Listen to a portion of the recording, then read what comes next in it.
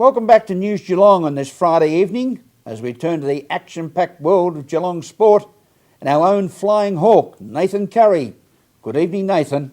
Thanks very much, Roller. I'm down here at the Geelong Falcons and I caught up with their star Jackson Merritt to find out all the latest news. It was a good win on the weekend. What did the coaches have to say about the match? It was a great win. Pretty good win against Murray. We played them earlier in the year and probably improved this time around. A few players out. We put up a good show.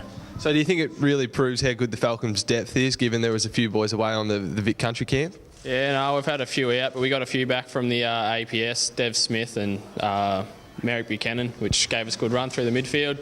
Kicked a few goals and whatever, and it's a good win. You got Sandringham this week. Do you know much about their game plan? No, not really. We've seen a little bit of them earlier. Well, they played before us on the weekend, and I haven't really seen a lot. I think they've got a fair few out, but yeah. So how will you take them on?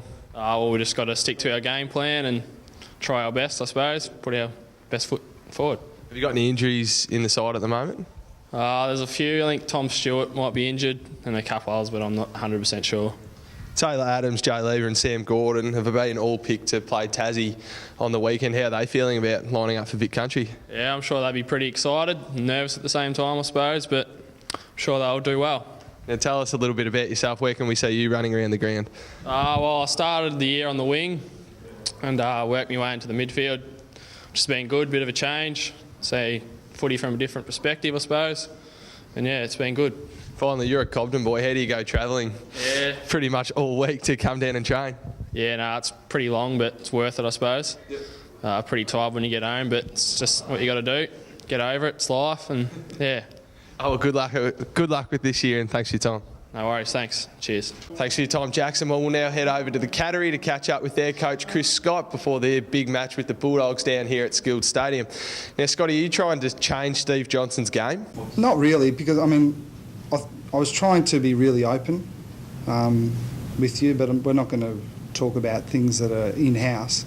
Other than to say, don't blow it out of proportion. We're asking for a lot, aren't we? I think I was saying it was kind of a 9 out of 10 game where some people thought it was a 10 out of 10. We're pretty happy with the way he played. Is Simon Hogan back with the playing group? Yep. Yeah, he is. Yep.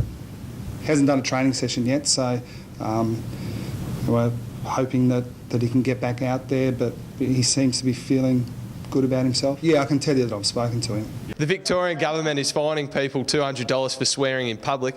How would you go if that was applied to the coach's box? Oh, no, if that's the rule, then I won't swear. As it's the same for the players, you just got to play to the rules. I'm okay with that. If Brian Lakey is selected for the Doggies tomorrow, will you ask your forwards to run him around? Oh, not really. I think he's a really high-quality player that has been affected by limited pre-season, and experience tells me that those quality players bounce back at some stage. We've just got to make sure it's not this week. Do you have personal thoughts about how your boys should have treated Gary Ablett after last Saturday night's match? I have some personal thoughts, but as I said, I'm not an autocrat.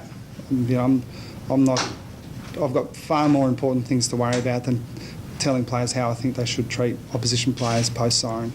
What is the biggest issue facing the playing group? It's hard to prioritise them. I think we've got a few issues.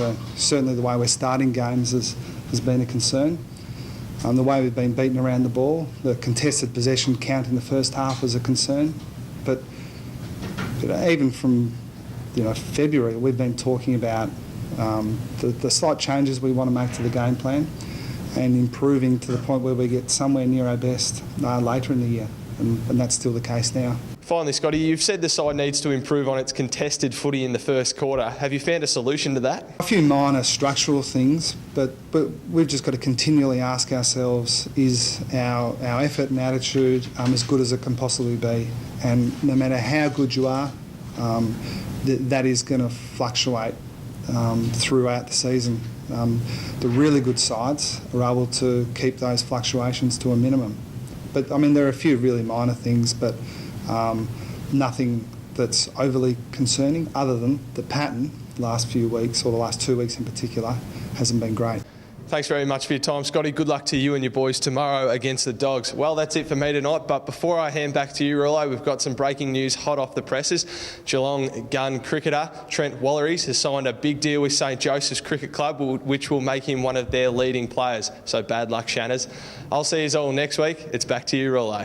Thank you, Scoop Curry. Great breaking news on the appointment of Trent Wallaries, amicably known as the Iceman, to the St Joseph's Cricket Club in Division 1 of the Geelong Cricket Association in the 2011-12 season. And now to the latest Geelong weather information for the next 6 days. It's a very good evening to our own sparkling Lani Salathiel. Good evening, Lani. Thank you, Graham. Well, winter is certainly upon us, especially early in the morning and late afternoon and night, after the coldest autumn in 14 years, as we look at what is in store for us over the next week. To start off the weekend, tomorrow, Saturday, will be a partly cloudy day with some isolated showers in the morning with an expected top of 15. Sunday will see a mostly sunny morning with isolated showers developing in the afternoon, increasing to areas of rain by evening, a top of 16. To start off the new week, on Monday, it will be a cloudy day with some isolated showers around Geelong and a top of 12. For Tuesday, will continue to be a cloudy day with some isolated showers expected as well, a top of 12 again. And Wednesday will be a cloudy day with some isolated showers and a top of 14. While Thursday will continue to be a cloudy day with some isolated showers and a top of 13. Today around Geelong and the Surf Coast, we saw cloudy conditions with patchy rain developing in the late morning with a top temperature of 17. And to keep our viewers up to date with the latest in weather news, after many decades, the official Bureau of Meteorology weather reading station at Geelong has been relocated to Avalon Airfield to the Geelong Racing Club course in Breakwater, East Geelong, to improve the correctness of the important technical data. And that's the weather outlook for the coming week. Have a pleasant evening. Don't forget to keep the electric blanket on before bedtime for winter. In the meantime, it's back to you, Graham. Thank you, Lani. And don't you forget to turn on your electric blanket either. And thank you for being with us on News Geelong. To David and Jan Shaw at Point Lonsdale, remember, take your time and smell the flowers. And don't forget, local footy is real footy.